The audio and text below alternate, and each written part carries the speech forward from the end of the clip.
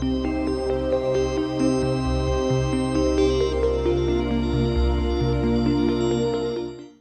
very last preparation that the pilots in spaceship do before release is they push that control stick all the way forward, ensuring that we have a perfect separation. We're 15 seconds. 10.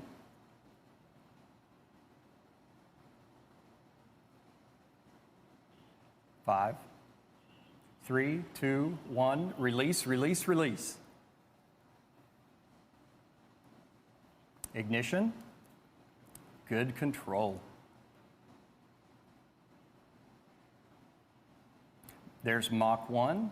The pilots have started trimming for that turn towards space. Trim is now set. There is max Q. That's the point of maximum pressure exerted on the vehicle by the atmosphere. Those on board are experiencing about 3 Gs right now and traveling over 1,000 miles an hour. That's incredible. I can imagine they're having quite a great time. We're at Mach 2.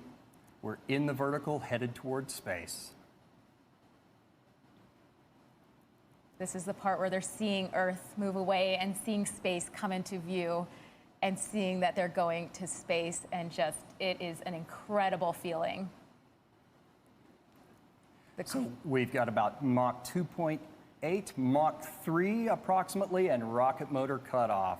Amazing. The crowds here are just absolutely going wild. I can't imagine what's happening in Antigua with them cheering them on.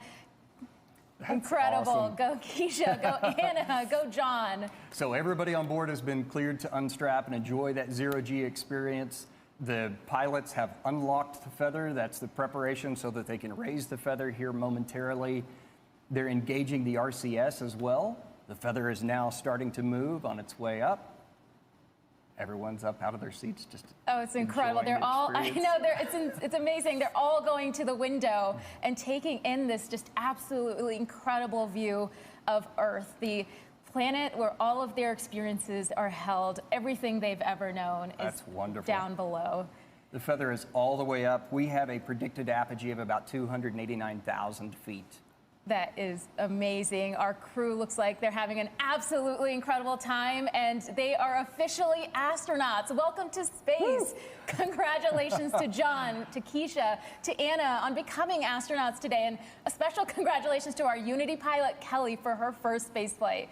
And welcome back to space, CJ and Beth. And the vehicle is oriented in that backflip or that upside down maneuver from our perspective. And you can see them just enjoying that view of the Earth below.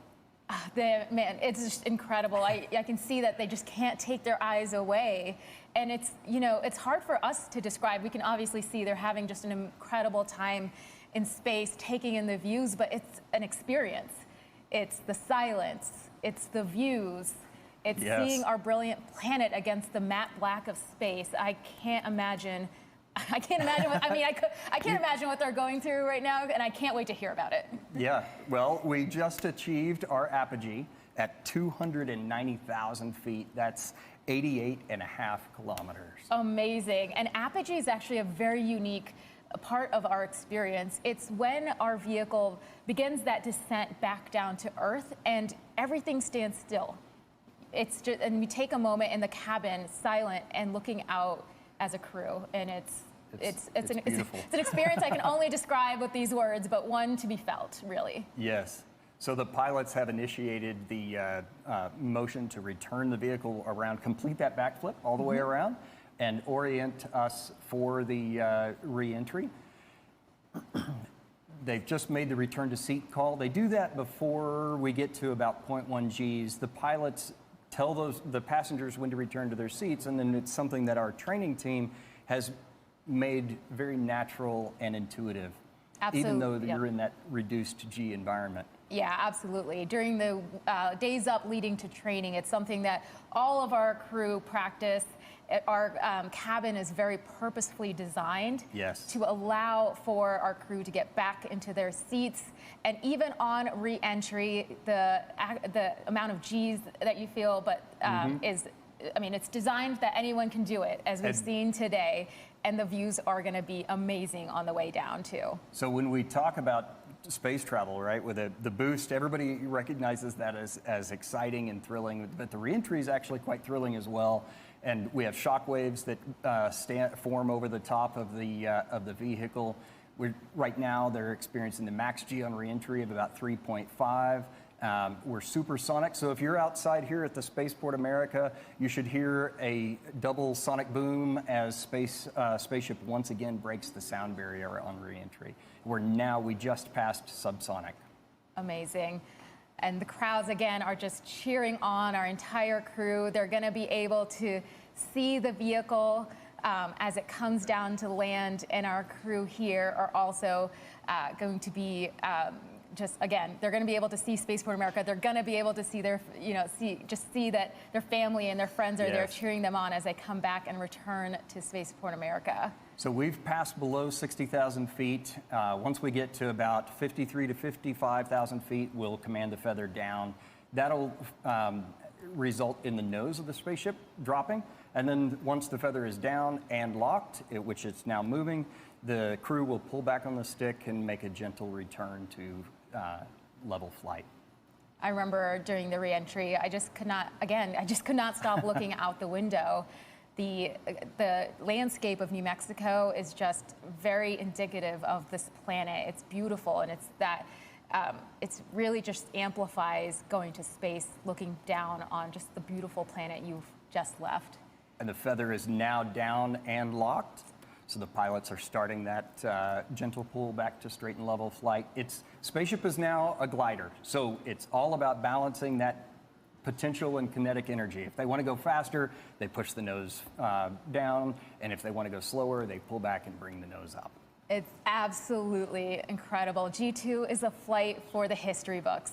The crew on board are on the leading edge of broadening space access and are taking the first steps in hopes that others may find it easier to follow their lead.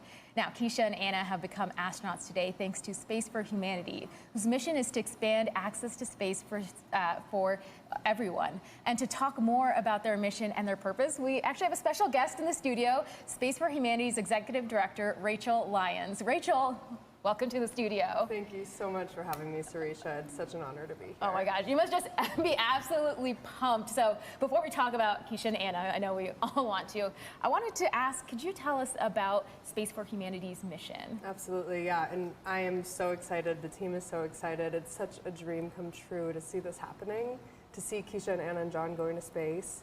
I'm like pinching myself here watching this whole thing come to fruition. And so Space for Humanity, we're a nonprofit organization founded by Dylan Taylor, who's a space investor and founder and CEO.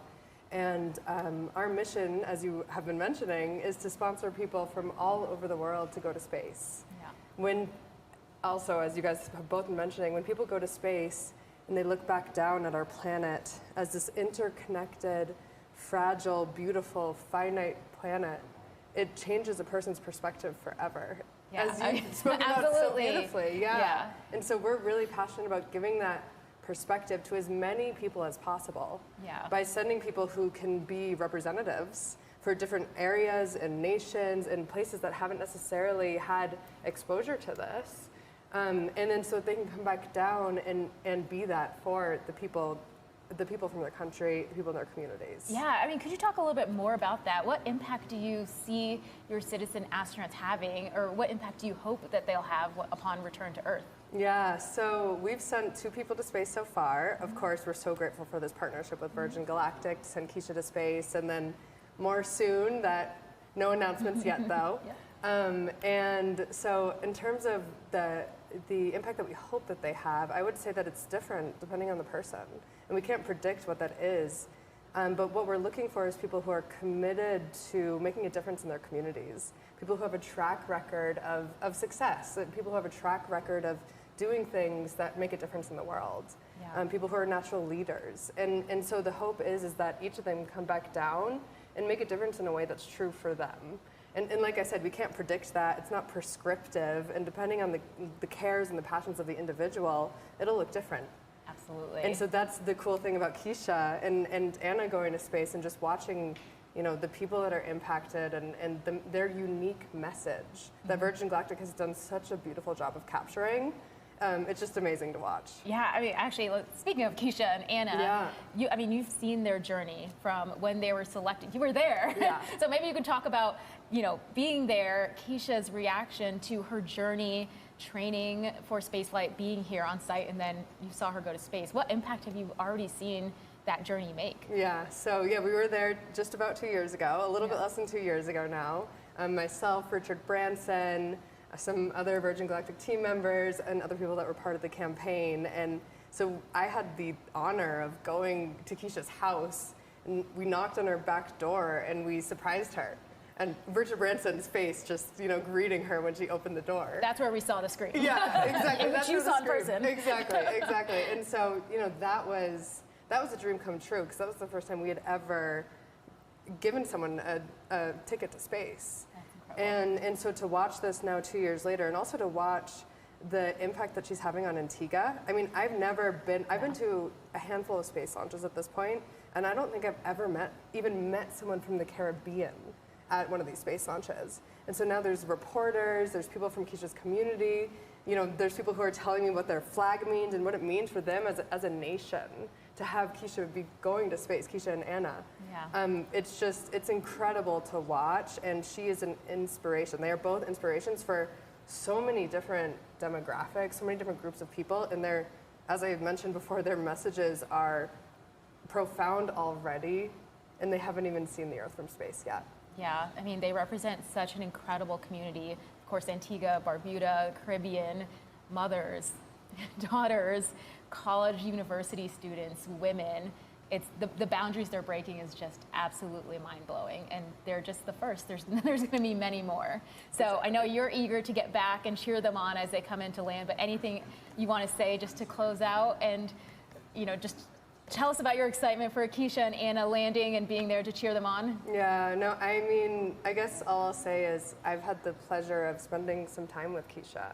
After we surprised her, she and her husband gave me a tour of the island for a day afterwards, and for her, this is like the biggest dream of her life. And she gets to bring her daughter on that too.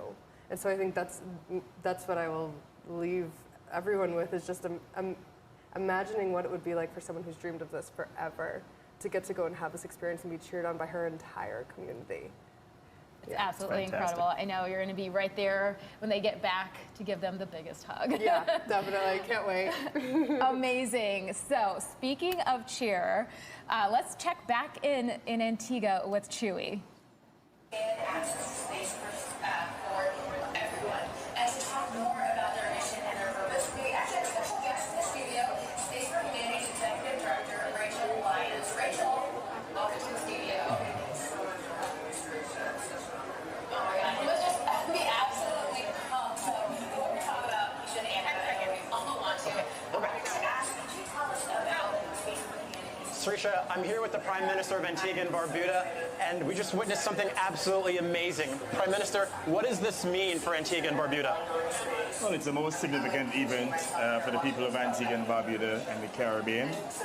This is certainly a major achievement, and an achievement that will help to inspire great ambitions of the Antigua and Barbudan people.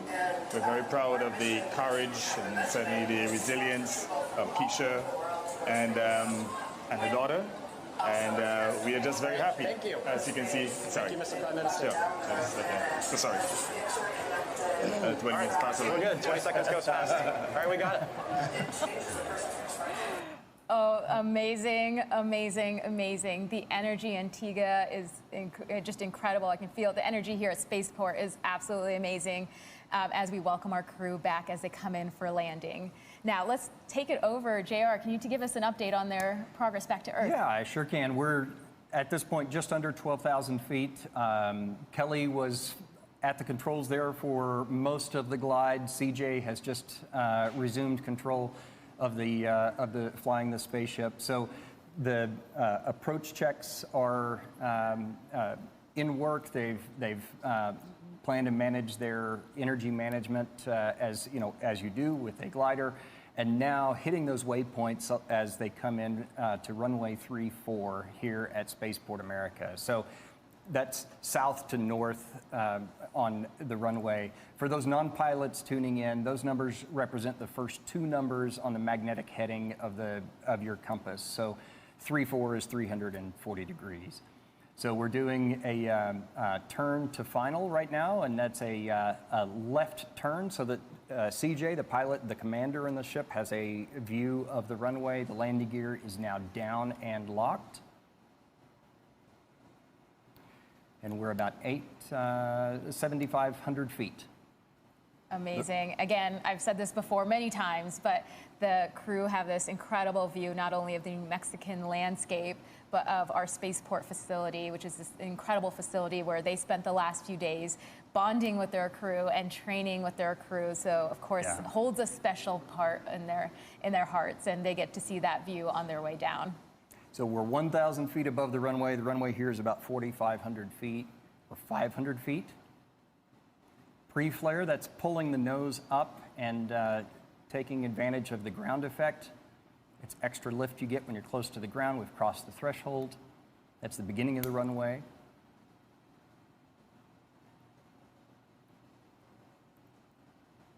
Beautiful.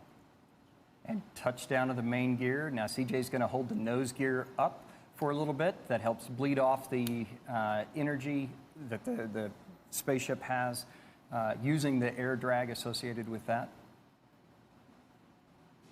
Now he started to lower the nose.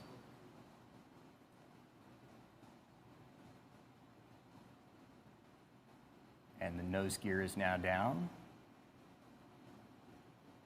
So at a designated airspeed, the pilots have the option to apply the brakes or not. They can let the vehicle roll to a stop. We have plenty enough runway here. They are applying the brakes today, so. We have 12,000 feet of runway here at Spaceport 12,000 America. feet of runway and 200 feet wide, so plenty of room.